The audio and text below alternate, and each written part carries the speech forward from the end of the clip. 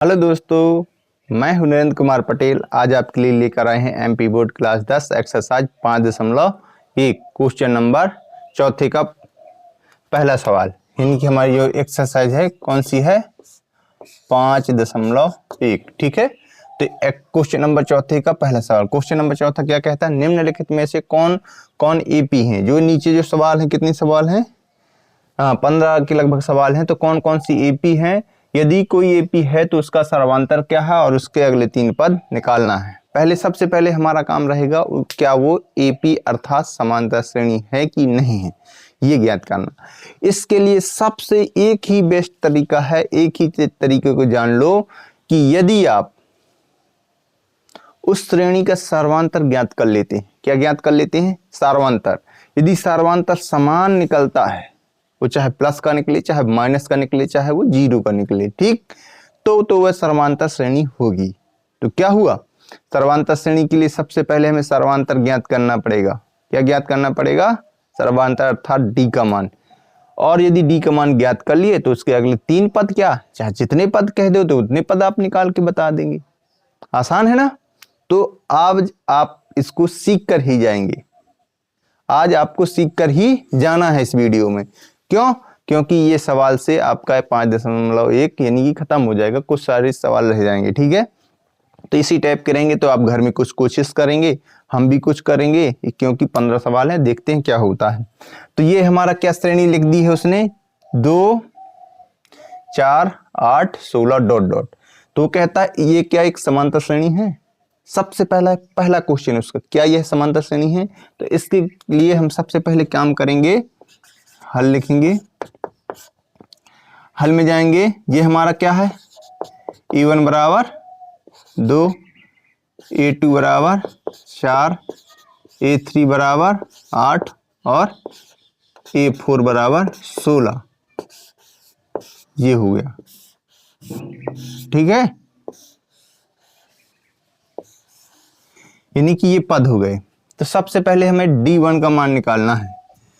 यदि D1 का मान निकालते हैं तो क्या करेंगे, A2 माइनस A1 करते हैं। पिछले सवाल में हमने करके बताया था, क्वेश्चन नंबर तीसरे के जो सवाल थे। तो D1 बराबर क्या हुआ, A2 का मान क्या है 4 माइनस A1 का मान क्या है 2, अर्थात D1 का मान क्या आया 2।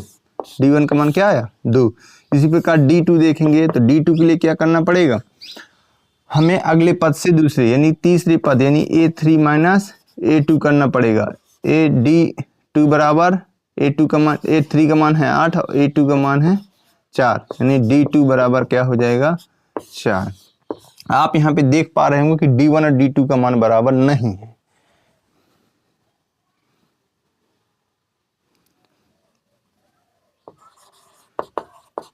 क्योंकि D1 बराबर D2 नहीं है,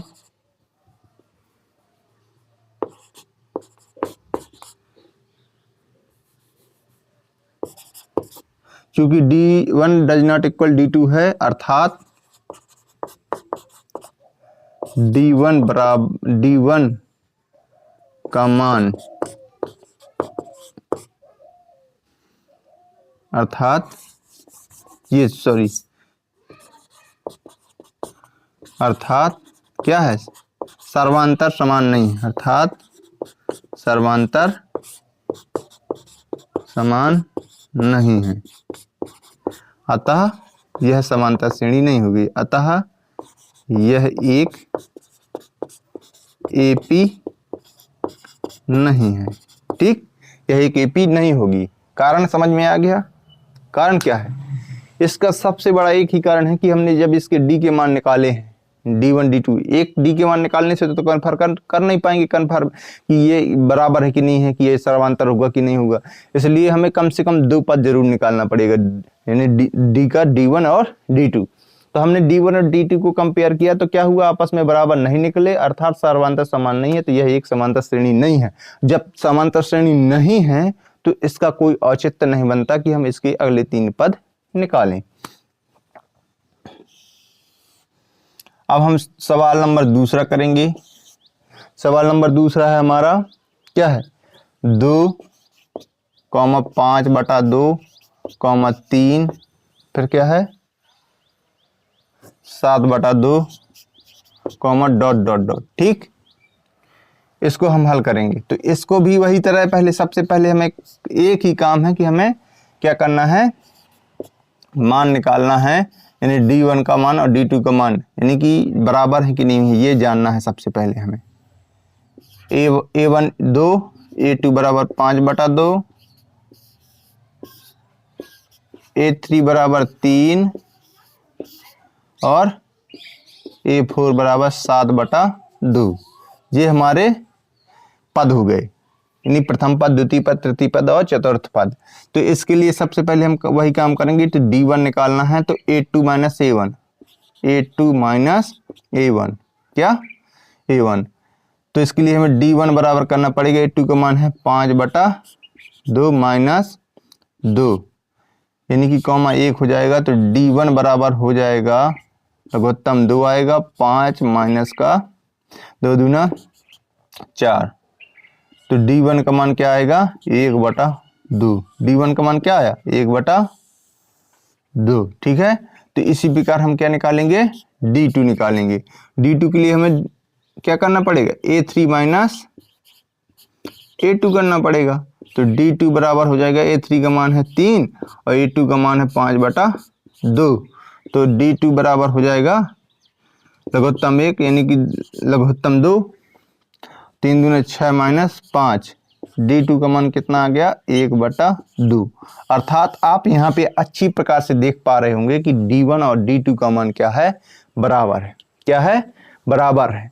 तो अर्थात D का मान हमारे पास क्या हो गया 1/2, यानी D बराबर है तो D का मान क्या हो गया 1/2। एक का मान क्या हो जाएगा, A का मान हो जाएगा 2। तो अब उसने कहा था कि अगले 3 पद निकालना है। कितने 3 पद। तो A1 A2 A3 A4 यानी कि A4 तक निकला है। हमें इसके बाद क्या निकालना है A5 निकालना है। क्या निकालना है A5 निकालने के लिए होता है सूत्र की A प्लस 5 निकालना है ना, तो D में एक कम करके गुणा करते हैं। इसके पहले हमने सभी सवालों में बताया है। A5 बराबर हो जाएगा A प्लस 4D। तो A5 बराबर A का मान कितना है 2, A ही A1 है ध्यान रखना, 4 गुणे D का मान कितना निकला 1/2। ठीक, तो A5 बराबर हो जाएगा 2 प्लस 4/2 यानी कि 2 कम 2, 2 दूने 4। तो A5 का मान क्या आया 2 2 जुड़ के 4। A5 का मान क्या आ गया 4। A5 का मान आया हमारे पास 4। ठीक है, और हमें क्या निकालना है A6 भी निकालना। 3 पद निकालना था ना, 1 2 3 4 है तो 3 अगले निकालना। तो A6 निकालेंगे। A6 के लिए हम करना क्या पड़ेगा A प्लस 5D करना पड़ेगा।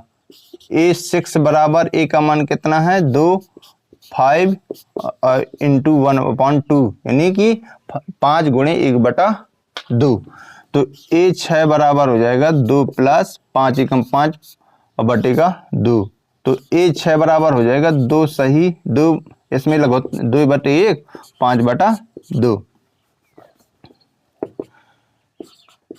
लघुत्तम आएगा 2, 2 दूना 4 प्लस 5 यानी कि A6 बराबर हो गया 5 4 9/2। A6 का मान क्या आ गया 9/2। क्या आ गया 9/2। अब इसी प्रकार निकालना है A7। A7 निकालने के लिए क्या करना पड़ेगा A प्लस क्या करना पड़ेगा, कुछ समझ में आया। हाँ समझ में आ गया। हमने बताया था कि जो पद निकालना है उससे एक कम करके D में गुणा करते हैं। तो 7 निकालना है तो 6 का गुणा D से करेंगे। तो A7 बराबर हो जाएगा A का मान है 2, A का मान कितना है 2 है ना, प्लस 6 गुणे 1/2। 6 D का मान 1/2 ये है ही है। तो 2 कम 2 2 तिया 6। तो A7 बराबर हो जाएगा 2 प्लस 3 अर्थात A7 बराबर हो जाएगा 5। क्या हो जाएगा 5। क्या होगा 5।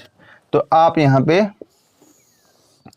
लिख सकते हैं क्या, क्या लिख सकते हैं, हम लिख सकते हैं कि अतः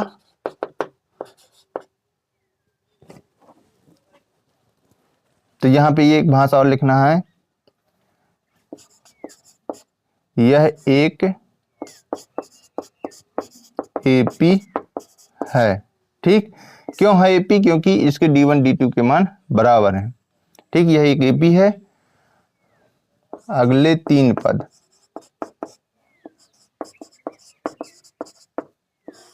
ये थोड़ा भाषा क्रिटिकल ना हो, मतलब आपको समझ में आ जाए इसलिए लिखे हैं, न लिखते तो तब भी कोई दिक्कत नहीं था।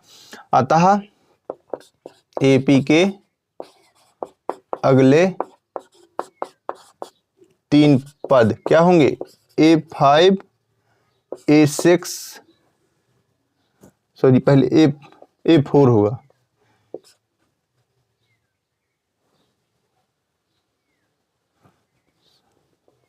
A5 हो गया, A6 हो गया,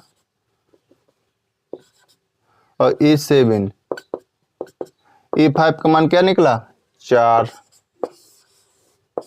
A6 का मान क्या निकला? 9/2। A7 का मान निकला 5। उसने क्या कहा था? उसने कहा था कि सबसे पहले तुम्हें ज्ञात करना है कि दी हुई समांतर श्रेणी, जो श्रेणी दी गई है, क्या वो समांतर श्रेणी है? पहला काम, यदि समांतर श्रेणी है तो उसके 3 पद निकालना है, प्लस में डी का मान। तो देखो हमने यहाँ पे डी का मान कंपेयर किया, तो यह क्या हो गई? समांतर श्रेणी हो गई, क्योंकि दोनों के डी के मान क्या हो गए? बराबर हो गए। दोनों डी के मान बराबर हैं, D1 D2 आपस में बराबर है, तो क्या हो जाएगा? ये एक समांतर श्रेणी होगी। यदि समांतर श्रेणी होगी तो डी का मान 1/2 और ए का मान 2। तो अब हम अगले 3 पद निकालना है, तो A5 निकाला, A6 निकाला, A7 निकाल दिया, क्योंकि 1 2 3 4 पद तो पहले से निकले थे, 3 पद अभी और निकालना पड़ा। इस प्रकार से हमने आपको क्वेश्चन नंबर 4 के 1 और 2 सवाल आपको बता दिए हैं। हम मिलते हैं आपको नेक्स्ट वीडियो में अगले सवालों के साथ। तब तक के लिए जय हिंद, जय भारत।